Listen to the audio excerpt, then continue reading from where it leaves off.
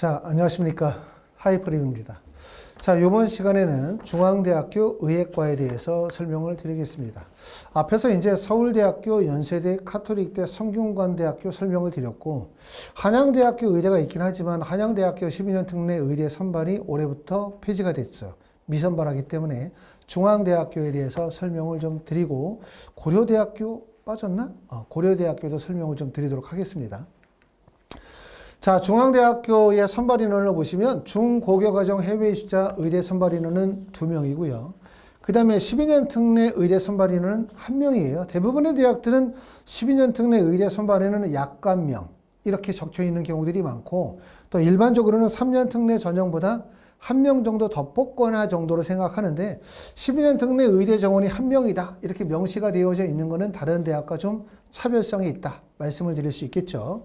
자, 전형의 방식을 보게 되면 중앙대학교는 전형의 방식이 똑같아요. 다른 대학과 또 차이점은 지금 보시는 것처럼 1단계 배수 5배수 이후에 2단계에서 면접의 40%를 반영하고 면접일자는 8월 15일인데, 다른 대학들은 12년 특례인 경우는 5배수 이렇게 말하지 않고 일정 배수 이렇게 얘기하죠.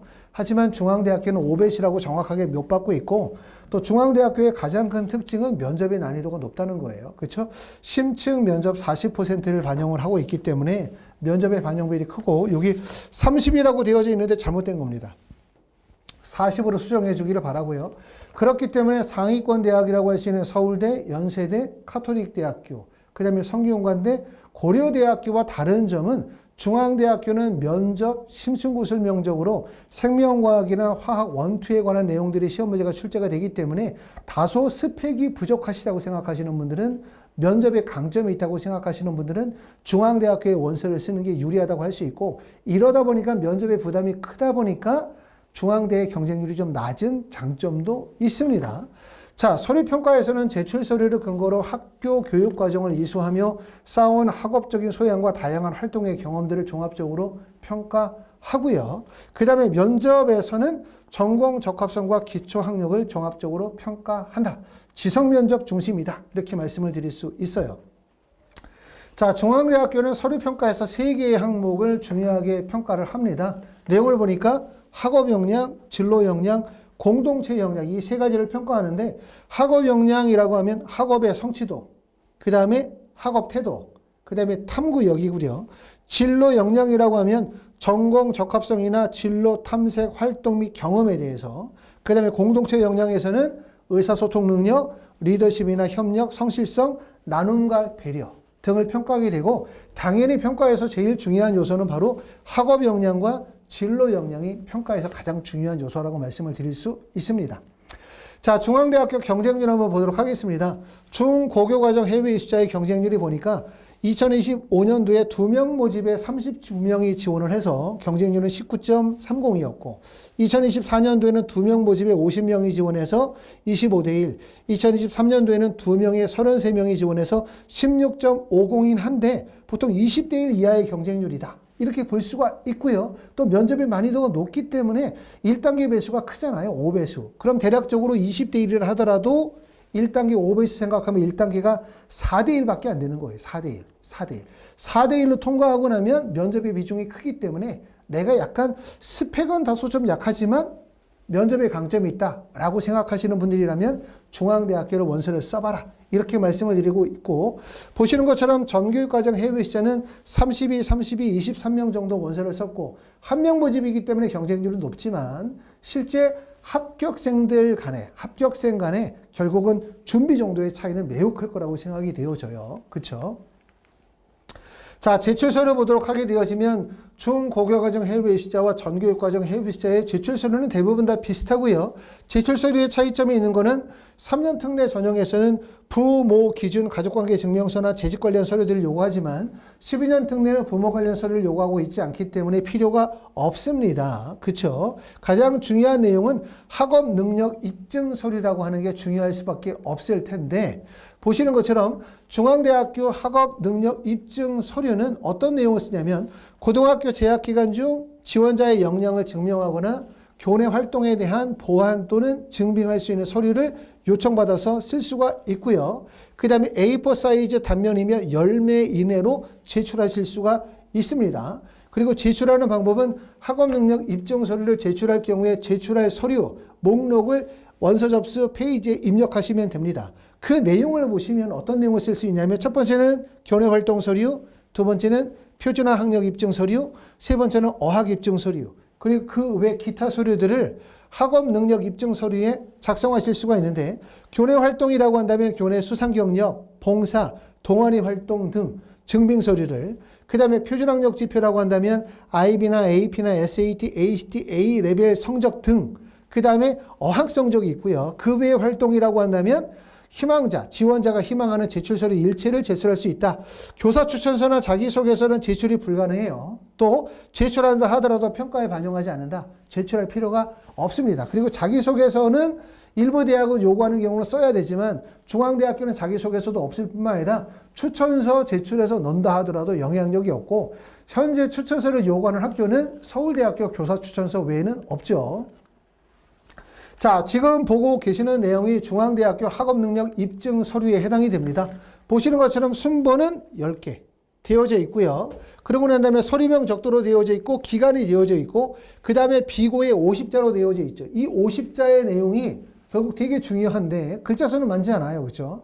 중요한데 여기다 주로 어떤 내용을 쓰게 되어지냐면 이 활동의 의미나 활동의 가치나 활동의 중요성에 대해서 내용을 간략하게 뭐뭐뭐 하였습니다 이렇게 쓰는 게 아니라 뭐뭐 하였음 이렇게 간결하게 내용을 글자수를 요구하는 게 좋고 우리가 쓸 때는 우리가 순번에서 중요성 순서대로 써요.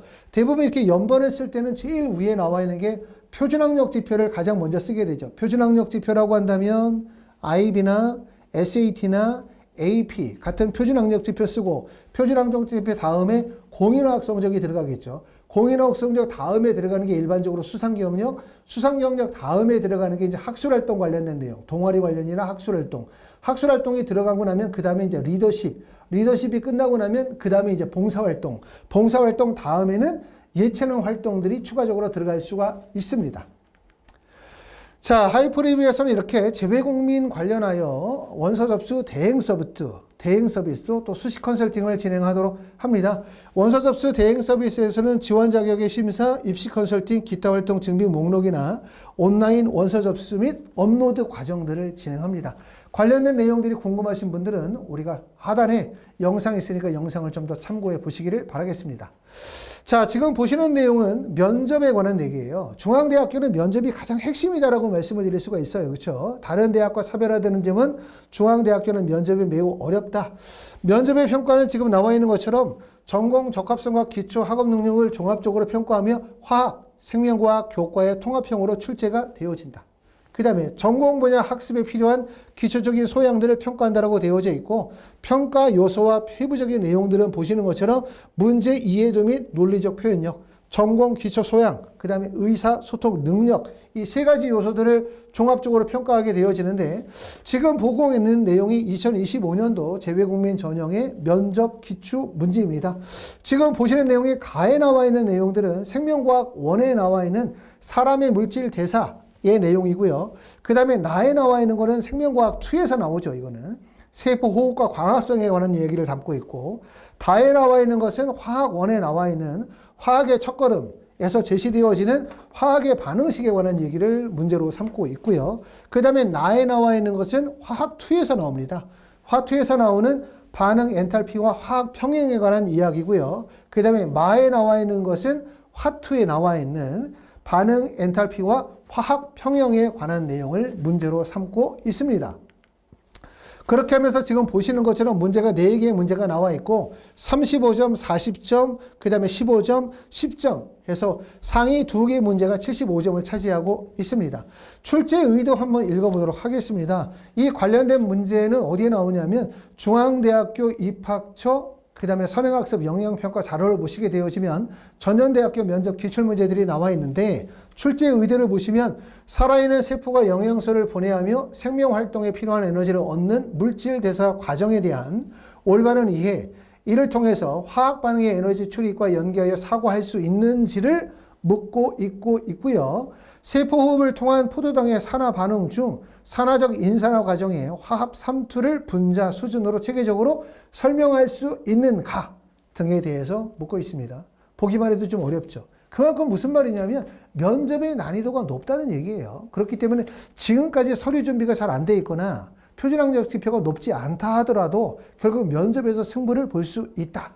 이런 얘기이기 때문에 대학들마다 전형의 방식이나 면접의 방식에 약간의 차이점이 있기 때문에 중앙대학교 의대의 포인트는 결국은 뭐다? 결국은 면접이 핵심이다. 이렇기 때문에 다른 대학들보다 면접을 좀 더 체계적으로 일찍 준비를 하셔야만 될 거라고 생각합니다. 자, 하이퍼리뷰에서는 중앙대학교 의학계열의 파이널 면접을 진행을 하게 되는데 파이널 면접은 7월 7일부터 7월 30일까지 진행하고요. 월수금 오전에 10시부터 오후 1시까지 3시간씩 총 10일의 수업으로 구성이 되어져 있습니다.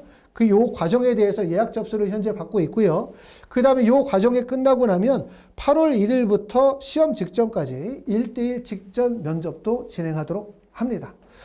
자, 이렇게 해서 이제 하이포립에서 진행하는 면접 특강에 대해서도 설명을 드렸고요. 또 원서접수 대행 서비스에 대해서 설명을 드렸고 중앙대학교 3년 특례, 12년 특례 의대 면접의 특징 또 전형의 방식에 대해서도 자세히 설명을 드렸습니다. 체계적으로 잘 준비하셔서 설명하시길 바라고요. 다음 시간에 또 뵙도록 하겠습니다. 감사합니다.